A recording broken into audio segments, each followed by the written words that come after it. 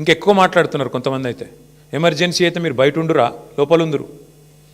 ఎవరు ఎక్కడ ఉండాలో కాలం నిర్ణయిస్తుంది, ప్రజలు నిర్ణయిస్తారు. ఒళ్ళు దగ్గర పెట్టుకుని ఉంటే మంచిది. ఈ టైప్లో ఆయన ఆడిచ్చినట్టు ఆడితే మాత్రం మీకు కూడా తప్పకుండా భవిష్యత్తులో మరి చట్టపరంగా న్యాయపరంగా మీకు కూడా ఇబ్బందులు ఉంటాయి, గుర్తుపెట్టుకోవాలని చెప్పి కూడా అధికారులకు చెప్తూ, ఈ డైవర్షన్ డ్రామాలు మేము పట్టించుకోం. హరీష్ రావు గారు బ్రహ్మాండంగా పోతారు. ఆయన ఏమడిగినా సమాధానం చెప్పడానికి ఆయన రెడీగా ఉన్నారు. ఎన్నిసార్లు పిలిచినా పోవడానికి రెడీగా ఉన్నాం. చట్టము ధర్మము న్యాయం ఈ దేశంలో ఇంకా బతికుంది. రాజ్యాంగం పట్ల మాకు నమ్మకం ఉంది. మా నాయకుడు కేసీఆర్ నేర్పించిన నీతి మాకు అది. కాబట్టి ఎవ్వరూ భయపడం, మా కార్యకర్తలే భయపడతలేరు, మేమెందుకు భయపడతాం? బరాబర్ కొట్లాడి మళ్ళీ తిరిగి పునీతంగా. ఒక్క ప్రెస్ మీట్ ఫోన్ ట్యాపింగ్ మీద ఒక్కడు కాంగ్రెస్ వాడు పెట్టినాడే? ఒక్కడు ఎవడన్నా బాధ్యత గల్లోడు? ఎవరన్నా ఒక్కరు చెప్పాలి కదా అసలు ఏంటి కేసు, ఎవరి మీద ఆరోపణ, ఏంటి ప్రూఫ్? ఒక్కరు పోనీ పోలీసు వాళ్ళన్నా చెప్పన్నా? ఏది లేదు, అంతా లీక్ల మీదకెళ్ళి నడిపిస్తున్నారు. మీరు కూడా అవే రాస్తున్నారు.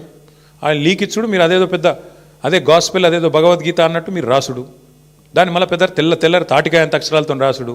దాని వెనకాల అడ్వర్టైజ్మెంట్లు, మీడియా మేనేజ్మెంట్లు, సంక్రాంతి శుభాకాంక్షలు, న్యూ ఇయర్ గ్రీటింగ్స్ మాకు కనబడుతూనే ఉన్నాయి. ఎజెండా డ్రివెన్ పాలిటిక్స్ నడుస్తోంది.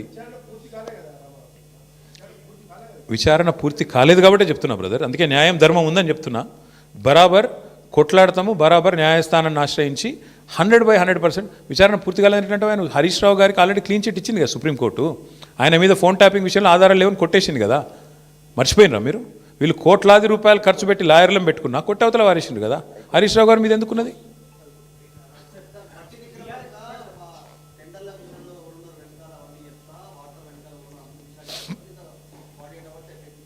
నా పేరు KT Ramarao. You're asking the wrong person.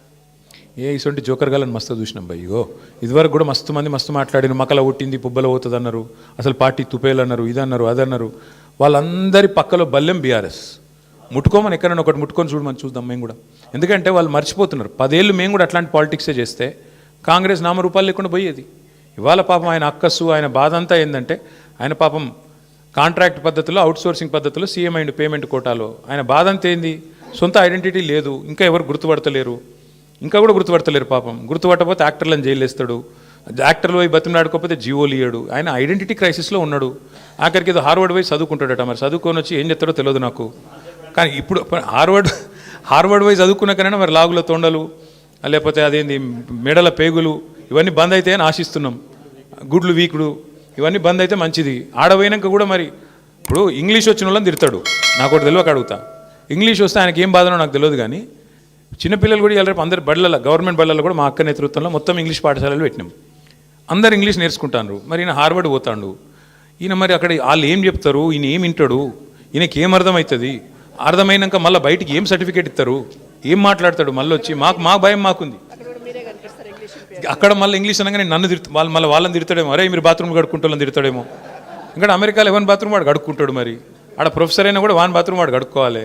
కాబట్టి మరి ఈయన పోయి ఏం నేర్చుకుంటాడు, ఏమవుతుంది చూడాలి. మరిగా 30 తారీఖు నాడు నేనైతే అనుకుంటున్నా రేవంత్ రెడ్డి గారు కొత్త మనిషి వస్తాడేమో.